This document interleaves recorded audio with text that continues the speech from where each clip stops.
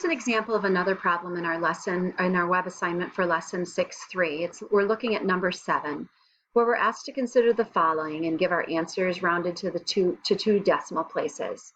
And in A it says find z of alpha of 0.08. That notation in our textbook we know means that the area above this z-score is equal to 0.08. That means the area below this z-score is equal to 1 minus 0.08. And 1 minus 0.08 is 0.92.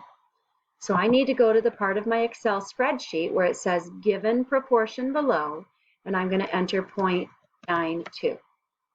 And when I do so, it gives me a z-score of 1.41 when I round it to the nearest hundredth. So in B it says find the z that corresponds to an area above it equal to 0.3. If the area above is 0.3, then the area below is 1 minus 0.3, which would be 0.7. And I notice it gives me the z-score of 0.52, and so on. So remember the z of alpha notation, that alpha is giving you the area above.